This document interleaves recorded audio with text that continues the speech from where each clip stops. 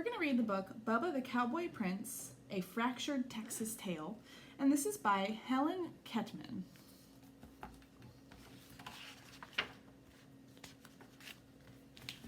Once a strapping young feller named Bubba lived on a ranch with a wicked stepdaddy and his hateful and lazy stepbrothers, Dwayne and Milton.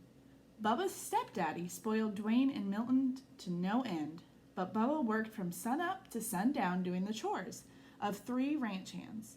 Bubba never complained, though. He loved ranching.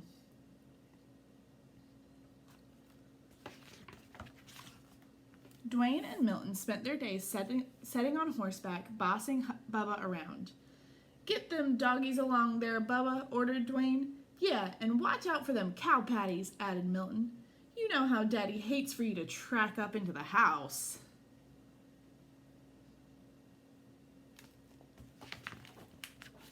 Now, Miss Lurleen, who lived down the road a piece, was the purtiest and richest gal in the county. She owned the biggest spread west of the Brazos, and she loved ranching too, but it was lonesome work. And after a while, she decided it was time for some companionship. "I aim to find myself a feller," she said, "one who loves ranching as much as I do. And it wouldn't hurt if he was cute as a cow's ear either." Ms. Lurleen decided to throw a ball. She sent invitations to all the ranchers in Texas.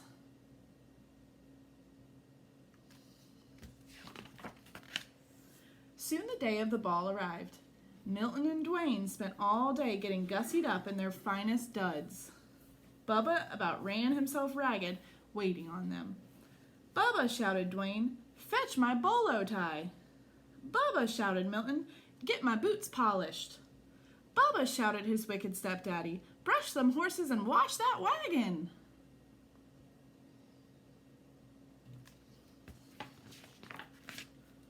By the time Dwayne and Milton and their wicked daddy were ready to go, Bubba was exhausted. Still, as they climbed into the wagon, Bubba asked, "Can you wait for me to get ready?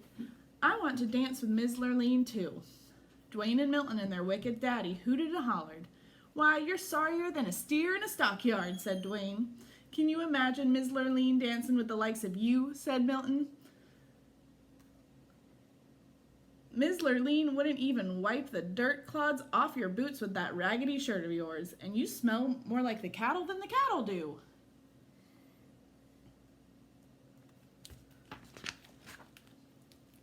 Bubba took a look at himself. It was true. He didn't have a decent shirt to wear. His boots were downright disgraceful, and he did smell a bit rough. Milton and Dwayne were right. Miss Lurleen wouldn't dance with the likes of him. Bubba hung his head. He felt lower than a rattlesnake in a gully. Milton and Dwayne and their wicked daddy went on off to the ball. Bubba mounted his horse and headed for the pasture to check on the herd. The sky was getting darker than a black bull at midnight. It looked like a Texas thunderstorm was brewing.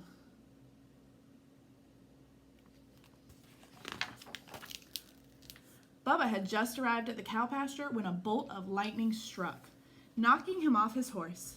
Bubba was stunned for a moment, but when he picked himself up, he heard a voice. "Go to the ball, Bubba," said the voice. Bubba looked around.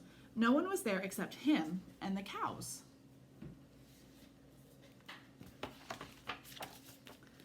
Now Bubba figured he'd bonked the bejeebers out of his bean, because the voice was coming from a cow. She chewed her cud for a moment and then said, "I'm your fairy god cow, and I can help you go to the ball." Bubba sat up, rubbing his head. "I'd like to go, Ms. God Cow, but shoot, I don't have a thing to wear." The fairy god cow swished her tail, and Bubba's raggedy clothes changed into the handsomest cowboy duds he'd ever laid eyes on. His jeans were crisp, his boots were shiny, his shirt was dazzling, and his Stetson was whiter than a new salt lick. "Why, I look downright purty."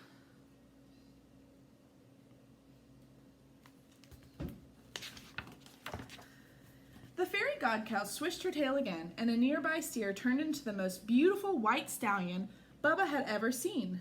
"Now you go on off to the ball, Bubba, and have a good time dancing with Ms. Lurleen, but you'd best be home by midnight, 'cause that's when the magic runs out." "Yahoo!" shouted Bubba as he jumped on the white horse and galloped off to the ball.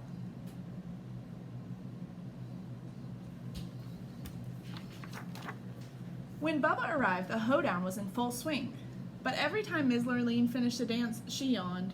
"There goes another $10 Stetson on a 5-cent head," she complained. Where were all the real cowboys? By the time it was Bubba's turn to dance with Miss Lurleen, it was almost midnight. Soon, as she saw Bubba, Miss Lurleen's eyes lit up. "Why, you're cute as a cow's ear," she said. Bubba blushed and then took Miss Lurleen in his arms and started dancing. Dwayne and Milton turned purple with jealousy. "Who's that dude?" said Dwayne. "I don't recollect seeing him before, but he looks a mite familiar," said Milton. "Do something," said their wicked daddy. "That cowboy is winning Miss Lurleen's heart."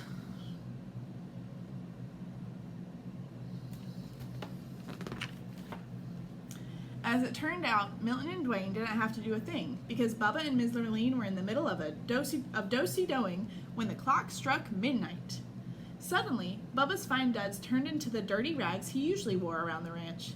He looked sorry, and he smelled even worse. "What is that awful smell?" asked Milton. "Why, it's Bubba," shouted Dwayne.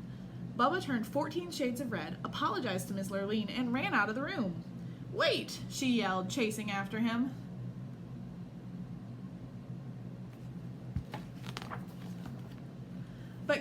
But Bubba didn't wait. He jumped on his cow and lumbered off into the night. In the ruckus, he lost one of his dirty cowboy boots. Miss Lurleen clasped it in her arms. "This is the boot of a real cowboy, and the man I want to marry, and I aim to find him." Miss Lurleen went back inside, and though she asked everybody at the ball, nobody knew who the mysterious cowboy was. Nobody except Dwayne and Milton and their wicked daddy, that is, but they weren't talking.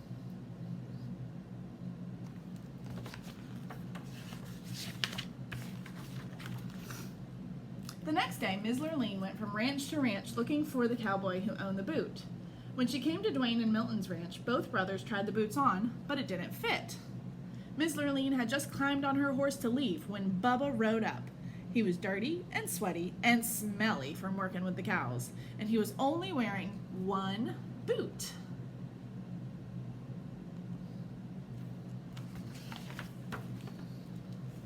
Miss Lurleen jumped off her horse and ran over to Bubba. "Try this on," she cried. Bubba took his dirty old boot and pulled it on. "Much obliged, ma'am," he said, blushing. "It fit perfectly." "You're my prince in cowboy boots," shouted Miss Lurleen. "I'd recognize the smell anywhere. Marry me, cowboy, and help me work on my ranch." Dwayne and Milton and their wicked daddy threw chicken fits.